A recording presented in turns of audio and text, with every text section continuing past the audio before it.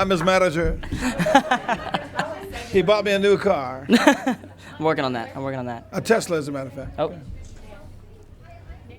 Well, for me, I can say that this has been a dream of mine for a long time. I've mentioned this to everyone I know. And I was fortunate enough to get to meet Stevie last year.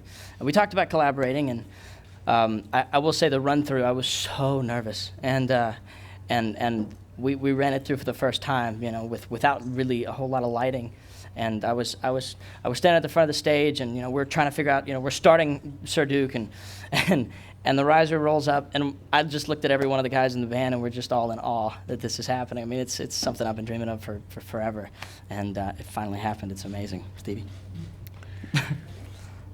What can I say? This young man is a blessing to country music and to America, because he really has listened to all kinds of music, and you can hear those influences in what he's doing, and he does it so incredibly well and blends it with what he knows and how he feels. But most of all, what excites me about Hunter Hayes is the pureness inside that heart, his love for music. It's really emotional to me, because I see God working in him. And I'm very happy about that. I mean, he's the kind of artist that we talk about when we say we want to bring love back to music and bring people and unity back to music.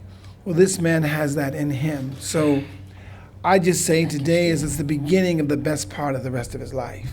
I love, from bluegrass to, hillbilly music to country to what, I just love, number one, I love music, period. So all of the various artists that I hear, some of whom I don't know all the names and stuff, and I don't want to say one and not the other, but listen, what I can tell you is that I have always been a lover of music and country music. And the amazing thing, I recently saw a few days ago, the Motown show that Barry Gordy's, just finished.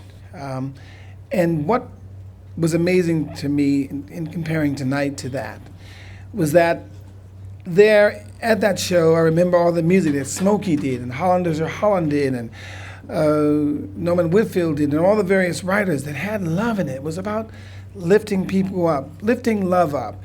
And so tonight, again, I'm here in this event, and it's about lifting people up, music up, love up. Listen, we could not be here without love. And I wish I could say to the president at this very moment, President Obama, will you let me go to North Korea to talk to the leader, because he must not know the people that are helpless, that will be killed if there were war. So it's emotional to me, and it's fun. Well, I'm working on this project with David Foster called When the World Began. And we have actually, he's put together some incredible arrangements to songs that I've done before with the London Symphony Orchestra that we're going to do. Some of the songs that people know, but we've done them differently, and some new songs we're doing. I'm working on an album that I've been talking about for a long time, 10 Billion Hearts. And I'm working on a gospel album that I promised my mother that I would do before she passed away, which is going to be called Gospel Inspired by Lula. And then Hunter and I have been working on the song I told about yesterday. So yeah, we're kind of busy. Well, first of all, I never see anything wrong with unity. That's first of all. And that isn't to say that country loses its culture, its essence, because basically the artist, it doesn't mean that every single song that they do has to be with somebody who's doing hip hop or who's doing jazz or whatever, and vice versa. But the point is, it's about music. And I think music is the only thing that we have left that could possibly save the world. All right, and last one. Oh, sorry. Oh. Well, no, I mean, yeah, it is just about music. I mean, what I love about the music that I grew up listening to, what roots me deep in this genre, but what also, drew me to Stevie and listening to his records is like, it's simple, it's the truth, It's music, and it's the truth. It's life. It's real.